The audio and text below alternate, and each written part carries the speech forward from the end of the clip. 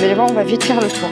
Et c'est une ville morte. Et qu'on a très hâte de quitter pour retrouver la ville. Il n'y a personne en fait. Je n'avais jamais vu ça de ma vie. Je dis, oh là là, mais qu'est-ce que je fous là? Bonjour à tous et bienvenue dans ce nouveau vlog. Et aujourd'hui, je voulais vous faire visiter en fait, la ville où on est actuellement, donc au fin fond de la campagne australienne.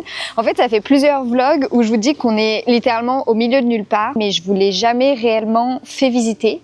Du coup, je trouve que c'était le bon moment pour vous faire un peu une petite visite touristique pour que vous preniez conscience que on n'a pas grand chose. Donc j'ai pris avec moi un petit catalogue que en fait on trouve à l'office de tourisme où ils te distribuent en fait ce fascicule. Et dedans il y a plein de choses, enfin genre il y a tout ce qui est où manger, où dormir et puis un peu les endroits incontournables à faire à Nyngan qui est donc la ville où on habite depuis plus de 2 mois maintenant et qu'on a très hâte de quitter pour retrouver la ville.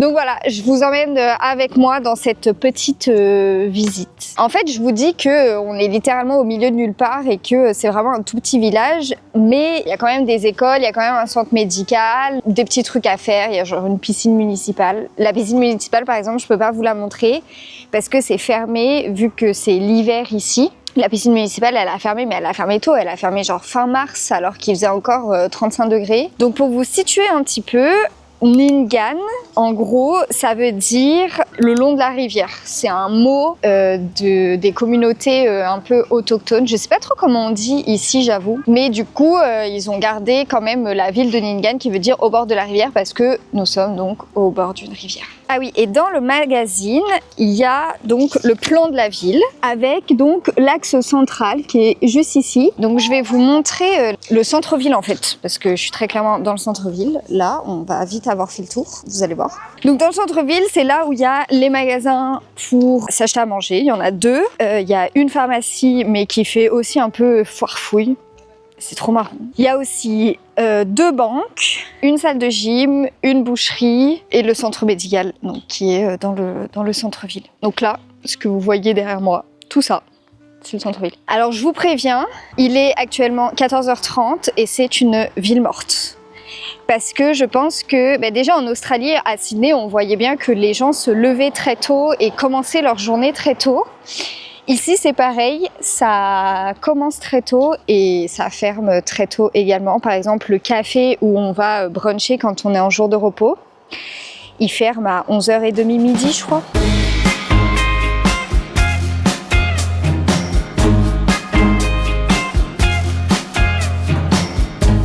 I stand by you when you're falling, when the river is calling.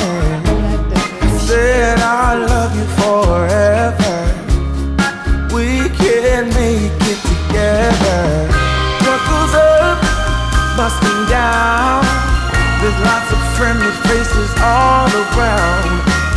Donc nous, quand on arrive du bus, il nous arrête là, au niveau du musée, qui est aussi du coup le centre d'information, l'office de tourisme. Et c'est là que derrière nous, on a toute la ligne droite en fait du centre-ville. Et il y a aussi, vous allez voir, on va vite faire le tour. Cet hélicoptère. Donc dans le magazine, l'hélicoptère c'est un truc à voir parce que en fait en 1990 la ville elle a été inondée par la rivière qui a complètement débordé et tellement inondée que les gens, les habitants ont dû être évacués en hélicoptère. Donc en fait le gouvernement il a donné en cadeau cet hélicoptère pour que les gens se souviennent qu'en 1990 il y a eu un truc de fou qui s'est passé à Nyngan. Et donc là, on arrive à l'autre endroit méga touristique qu'il faut absolument faire ici, qui est un château d'eau. Voilà, c'est un château d'eau avec une fresque, c'est tout. C'est juste ça. Il n'y a personne en fait. Et même quand j'allais à la piscine un jour, je suis allée, quand on venait d'arriver, il faisait quand même très chaud. Apparemment, il faisait beaucoup moins chaud que vraiment dans l'été, vu que c'était la fin de l'été, mais il faisait quand même 35 degrés. Et du coup, après la journée, j'allais à la piscine. Et un dimanche, c'était un dimanche, on était en repos et on se dit ah bah tiens on va passer l'après-midi à la piscine. Puis Erwan il me dit mais c'est sûr ça va être blindé, il y a rien à faire ici, les gens ils sont forcément à la piscine. Les gars on est arrivés à la piscine, je vous jure sans mentir, on était 4. Donc non, ce n'est pas un leurre quand je dis qu'on est littéralement au milieu de nulle part. C'est vrai. Tiens, je sais pas combien il y a d'habitants à Ninghan. Je vais regarder. 1700 habitants recensés en 2021. Ouais, bah je sais pas où est-ce qu'ils sont ces 1700 habitants. Ah putain, ça c'est le bowling. Ah oui, non mais alors ça, hilarant. Hilarant. La dernière fois aussi, pareil, une de nos collègues de boulot, on demande s'il y a des pizzas à commander autres que là où on va. Donc elle nous dit, bah, il y a la station-service où vous pouvez commander des pizzas qui sont plutôt bonnes. Et sinon, il y a un chinois. Et le chinois, il est au niveau du bowling. On était genre, ah ouais, il y a un bowling. Elle dit, ouais, il y a un bowling et tout, machin. Donc un soir, on se dit, bah vas-y, on va aller tester le chinois. J'arrive et là, j'ai l'impression de me retrouver en fait dans Stranger Things. C'était genre de la moquette en termes de tapisserie. C'était vraiment déco des années 70, vieillot, pareil, personne et tout. Je me dis, oh là là, mais qu'est-ce que je fous là? Je commande. Bref, finalement, ça se fait pas parce que le mec, il prenait que du cash, il prenait pas du tout la carte. Et du coup, j'arrive au bowling. Je vous présente le bowling. En fait, c'est pas un bowling en intérieur, c'est un bowling sur gazon. Je n'avais jamais vu ça de ma vie. Donc voilà, le bowling.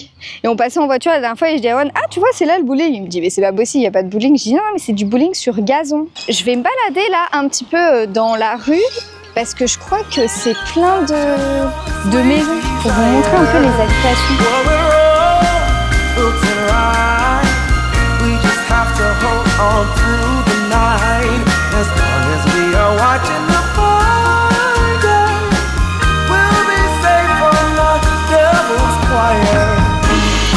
Stand by you when you're falling, when the river is calling. Said I love you forever. Je remarque aussi qu'il y a quand même pas mal de choses qui ont l'air abandonnées, que ce soit des commerces ou des maisons. Alors je sais pas si c'est dû à l'inondation qu'il y a eu il y a plus de 30 ans quand même maintenant. Mais c'est pour ça que qu'on a l'impression que c'est une ville fantôme parce qu'il y a plein de trucs, vous voyez, c'est comme ça en fait. Donc ça, ce qu'on voit sur le cahier, ça s'appelle le Big Bogan. Et en fait, c'est une statue qui a été faite pour attirer du tourisme. Voilà, c'est tout. C'est une statue qui mesure 5,96 m pour être exact, 1,5 tonne approximativement. Elle est à côté du centre médical et voilà.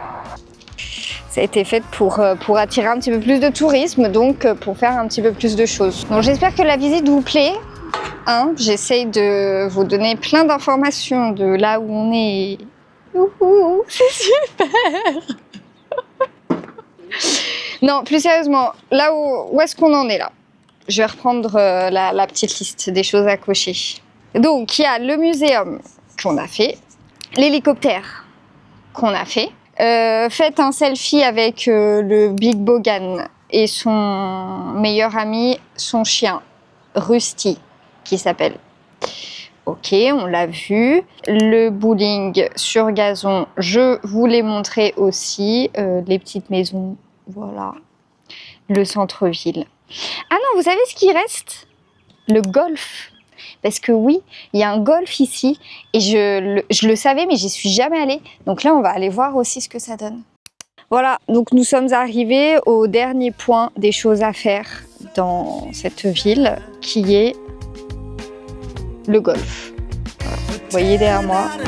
Par contre, c'est sympa, ça a l'air hyper sympa.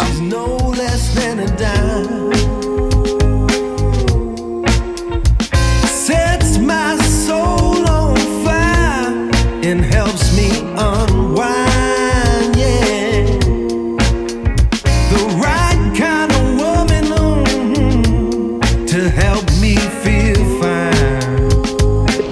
Écoutez, là, on est réellement au dernier point qu'il y a à faire ici et pour le coup c'est quelque chose que j'aime vraiment faire. On est juste à côté de là où on travaille et là où on vit du coup et en fait il y a toute une promenade un peu le long de la rivière et après qui s'enfonce un petit peu, c'est notamment là où on voit de temps en temps des kangourous Et en fait, quand tu fais vraiment tout le tour, bah, tu arrives là avec des bancs qui sont face à la rivière. Et je trouve ça super sympa de temps en temps.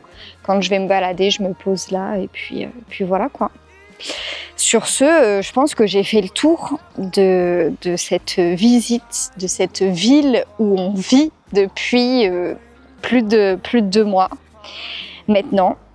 On essaie de se créer des habitudes. C'est vrai que du coup, on bosse pas mal, on bosse 6 jours sur 7.